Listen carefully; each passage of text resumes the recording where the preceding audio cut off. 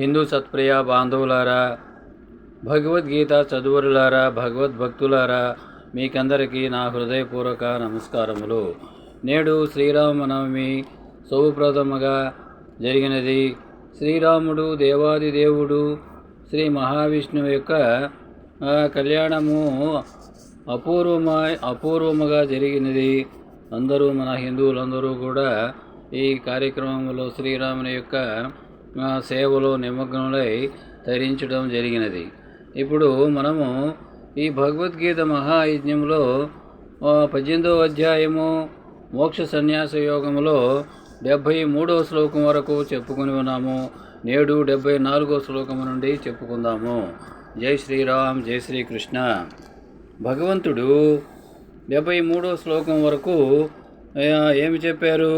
సరైన జ్ఞానం పొందాలంటే ముందు అజ్ఞానం తొలగాలి అని చెప్పారు. అజ్ఞానం ఎలా తొలగుతుందో ఈ క్రింది శ్లోకాన్ని మనం పరిశీలిద్దాము.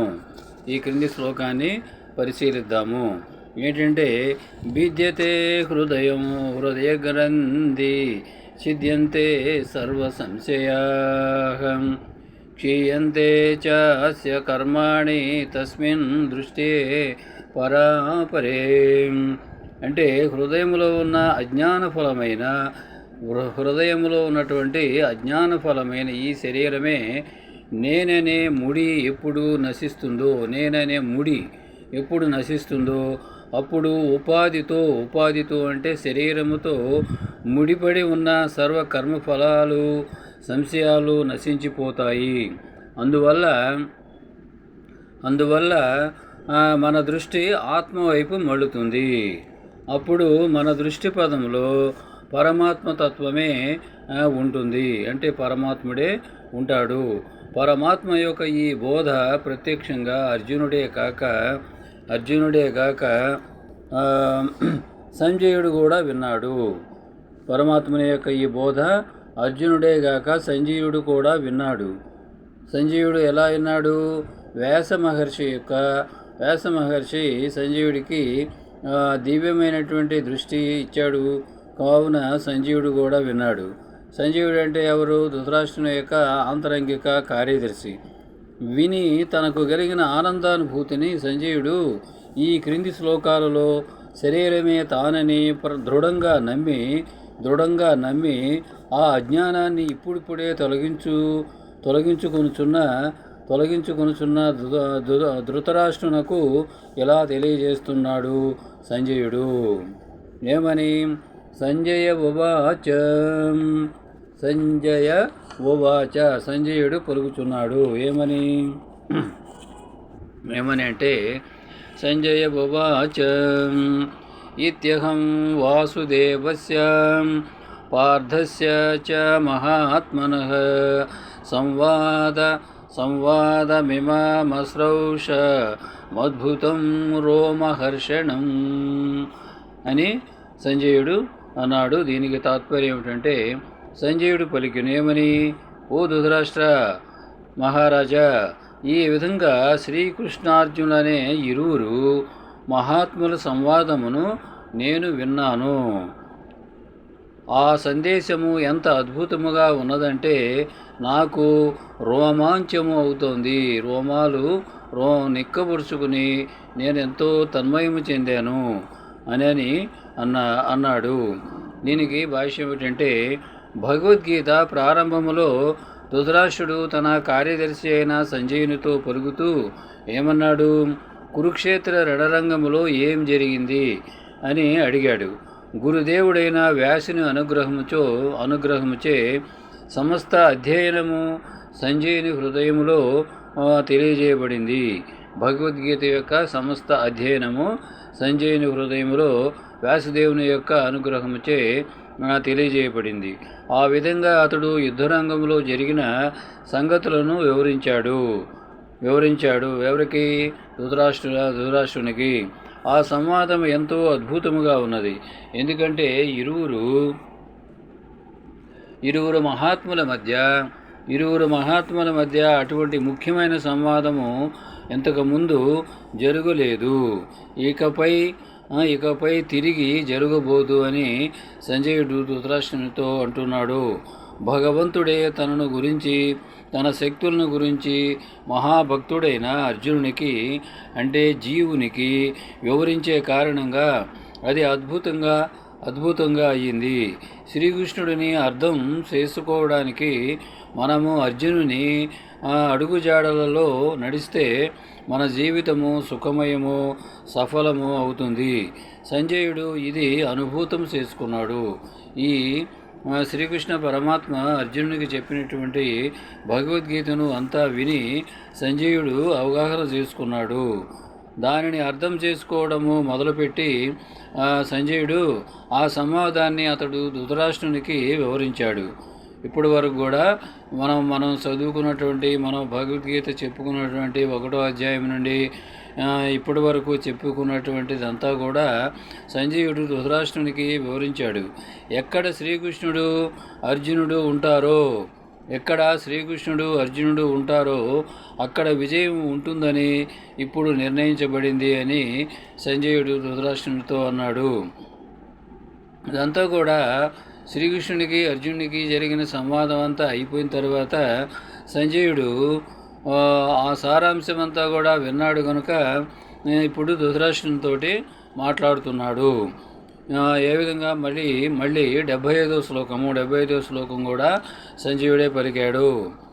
వ్యాస ప్రసాదాచ్యుత వానేతద్ గుహ్యమహం పరం యోగం యోగేశ్వరాత్ కృష్ణాత్ సాక్షాత్ కథయతః స్వయం. అంటే అర్జునుడితో స్వయంగా మాట్లాడుతున్నట్టు యోగేశ్వరుడైన శ్రీకృష్ణుడి నుండి నేరుగా ఈ పరమరహస్యమైన సంభాషణను వ్యాసదేవుని అనుగ్రహంచే నేను విన్నాను. వ్యాసదేవుని యొక్క అనుగ్రహంచే నేను విన్నాను ధృతరాష్ట్ర మహారాజా అని సంజయుడు ధృతరాష్ట్రునితో పలికాడు. దీనికి భాష్యం ఏమిటంటే, వ్యాసుడు సంజయుని గురుదేవుడు. వ్యాసుడు ఎవరు? సంజయుని యొక్క గురుదేవుడు. అనుగ్రహం చేతనే తాను దేవదేవుడిని అర్థం చేసుకోగలిగానని సంజయుడు ఒప్పుకున్నాడు. మనిషి శ్రీకృష్ణుడిని నేరుగా కాకుండా గురువు ద్వారానే తెలుసుకోవాలని దీని భావము. అనుభవము ప్రత్యక్షమనేది సత్యమే అయినప్పటికీ గురువు పారదర్శక మాధ్యమముగా ఉంటాడు. ఇదే గురు శిష్య పరంపర రహస్యము. గురువు ప్రామాణికుడైనప్పుడు మనిషి అర్జునుడు విన్నట్లుగా నేరుగా భగవద్గీతను వినగలుగుతాడు. ప్రపంచంలో ఎందరో యోగులు ఉన్నారు. ప్రపంచంలో ఎంతోమంది యోగులు ఉన్నారు. కానీ శ్రీకృష్ణుడు యోగ పద్ధతులు అన్నింటికీ ప్రభువు. ఆ యోగులు పాటించేటువంటి యోగ పద్ధతులన్నిటికీ కూడా ఎవరు ప్రభువు? శ్రీకృష్ణుడు ప్రభువు. శ్రీకృష్ణుని ఉపదేశము భగవద్గీతలో స్పష్టంగా చెప్పబడింది. ఏమని? అదే కృష్ణ శరణాగతి అంటే కృష్ణుని శరణు పొందాలి. ప్రతి మానవుడు కృష్ణునే శరణు పొందాలి. శరణు పొందాలి, అన్యదా శరణు పొందకూడదు అని అర్థం చేసుకోవాలి.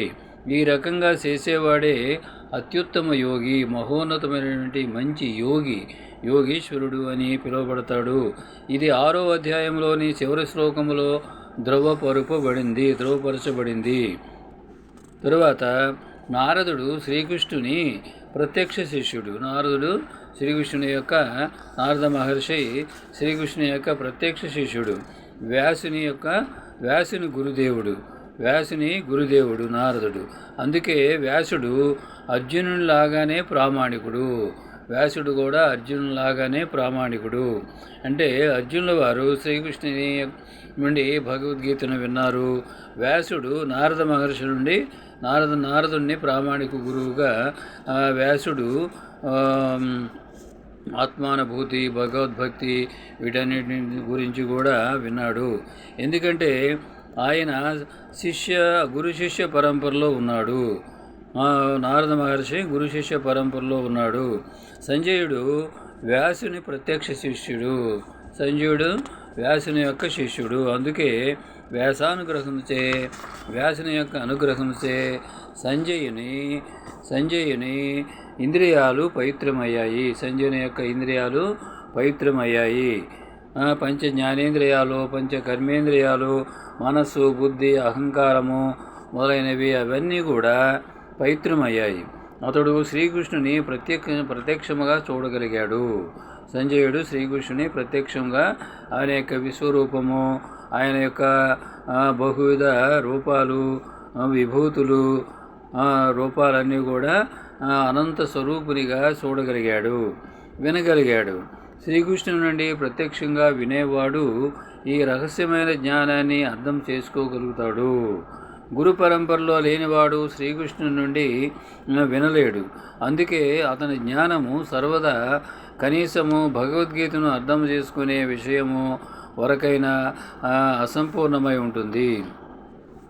ఇప్పుడు భగవద్గీతలో కర్మయోగము, జ్ఞానయోగము, భక్తి యోగము అనే సకల యోగ పద్ధతులు వివరించబడినాయి. శ్రీకృష్ణుడే అటువంటి యోగ పద్ధతులన్నింటికీ ప్రభువు. శ్రీకృష్ణుడే యోగ పద్ధతులన్నింటికీ ప్రభువు అయిన అర్జునుడు శ్రీకృష్ణుడి నుండి నేరుగా అర్థం చేసుకునేటంత భాగ్యవంతుడైనట్లుగా వ్యాసానుగ్రహం వలన సంజీవుడు కూడా నేరుగా శ్రీకృష్ణుడి నుండి వినగలిగాడని మనం తెలుసుకోవాలి. నిజానికి శ్రీకృష్ణుడి నుండి నేరుగా వినడానికి భేదమే లేదు.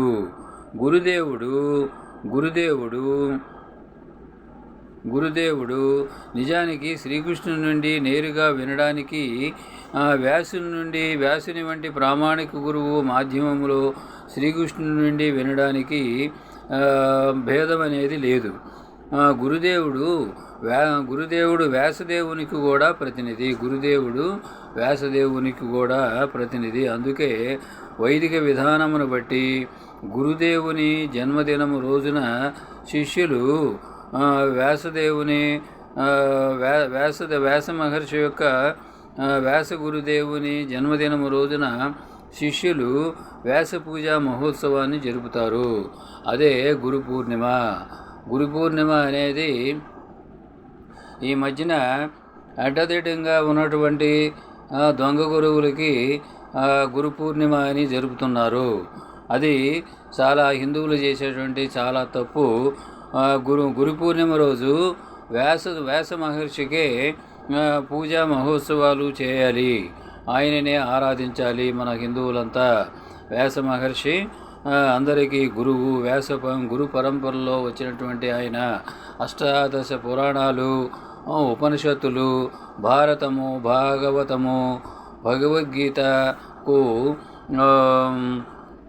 భాష్యము అన్నీ కూడా రాసినటువంటి మహాత్ముడు. వేద విభజన ఇవన్నీ కూడా వ్యాస మహర్షి వలనే జరిగినది. కనుక వ్యాసుడు మనకు గురుదేవుడు, సద్గురువు. అందువలననే గురు పూర్ణిమ రోజు సద్గురువుగా మనము అందరము కూడా వ్యాసదేవునే ప్రార్థించాలి, పూజించాలి, సేవించాలి గురువుగా అనేది అందరూ గుర్తుపెట్టుకొని గురు పూర్ణిమ రోజు మిగతా దొంగ గురువులు, దొంగ బాబాలు అనేటువంటి వారికి చేయకూడదు అని అందరూ కూడా అర్థం చేసుకోవాలి. తరువాత ఇప్పుడు 76వ శ్లోకము. రాజన్ సంస్కృత్య సంవాదమేమద్భుతం కేశవార్జునయోః పుణ్యం వృష్యామి చ ముహుర్ముహు. అంటే ధృతరాష్ట్ర రాజా, శ్రీకృష్ణార్జునుల ఈ అద్భుతమైన పవిత్రమైన సంవాదమును నేను పదే పదే తలుచుకుంటూ ప్రతి క్షణము పులకరించి ఆనందిస్తున్నాను అనే తాత్పర్యము. అంటే దీనికి భాష్యం ఏమిటంటే, భగవద్గీత అవగాహన ఎంత దివ్యమైనదంటే శ్రీకృష్ణార్జునుల సత్యాంశాలను తెలిసినవాడు ఎవడైనా ధర్మాత్ముడై అట్టి సంవాదమును ఇక ఏనాడు మరచిపోడు. ఇదే ఆధ్యాత్మిక జీవన దివ్యస్థితి అనబడుతుంది. ఇంకొక రకంగా చెప్పాలంటే భగవద్గీతను సరైన మూలము నుండి అంటే నేరుగా శ్రీకృష్ణుడి నుండి వినేవాడు పూర్ణ కృష్ణ భక్తి భావనను పొందుతాడు. నేరుగా శ్రీకృష్ణుడి నుండి ఎవరు విన్నారు? ఇక్కడ అర్జునుడు విన్నాడు. వ్యాసుని యొక్క అనుగ్రహం వలన